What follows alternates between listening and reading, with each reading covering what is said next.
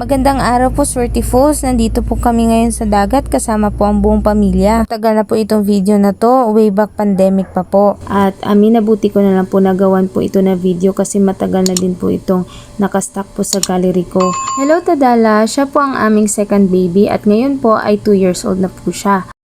Kapag ganito po na mga lakad ay syempre po talaga bit-bit po namin ang buong pamilya at kasama din po yung mga kaibigan po ng mga pamangkin ko, so napakarami po namin. Pero bago po ang mga kasiyahan namin sa dagat ay ipapakita ko po muna sa inyo ang pag-a-unbox po ng mga regalo ng aming firstborn na anak. Napakasaya niya po ngayong araw na ito kasi ang dami-daming po niyang regalo na natatanggap at na-surpresa po siya talaga sa lahat po ng regalo na na-unbox niya. Ito po ang dream niya every birthday niya na talagang naliligo kami kahit sa dagat, sa swimming pool or sa ilog, okay lang po sa kanya yan basta naliligo.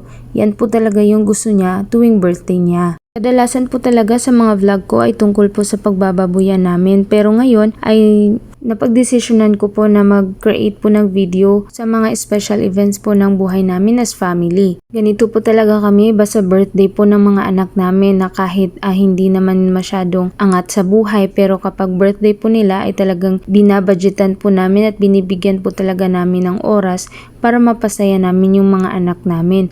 At napakasaya din po namin sa araw na ito dahil hindi lang po kami yung nagbibigay ng regalo sa kanya, kundi yung mga bisita din po na nag-a-attend po sa birthday niya ay nagbibigay din po sila. So napakarami pong regalo na na-unbox niya at napakasaya niya po. So ito po, meron po kaming pa-parlor games. Marami po sila na sumama sa amin ng mga kaibigan ng mga pamangkin ko. So para mas lalong ma-enjoy namin ang pagliligo namin sa dagat, ay nagpa-parlor games na lang po kami. Pag sinasabi nating parlor games, syempre po, ay meron po talaga silang matatanggap na premyo. At sa parlor games na ito ay sobrang saya din po ni Morlack na nanunood sa kanila. At sila din mismo na naglalaro ay masayang masaya po sila. Hindi man po ganyan kalakihan yung premyo namin pero hindi po mababayaran ang kasiyahan na bibigay po ng parlor games na ito para sa aming lahat. Hindi po biro itong parlor games na ito dahil ang ginagamit lang po namin ay ito lang pong tali. At syempre po ay masakit po ito sa kamay kasi hindi po malambot. Pero go pa rin sila kasi nag-i-enjoy sila. And yes, nanalo po ang Team B.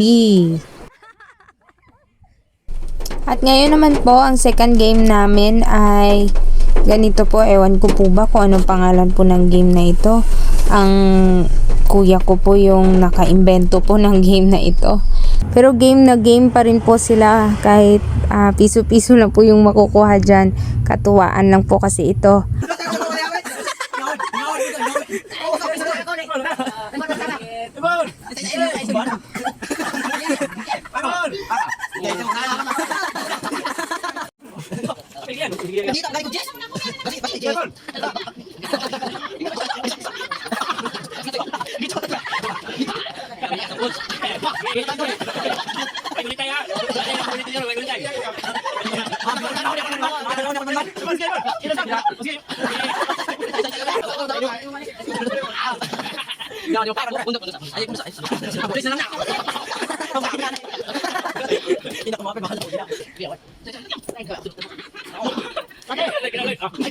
At yan po kami, Swertifuls. God bless po sa lahat. Maraming salamat po sa panunood.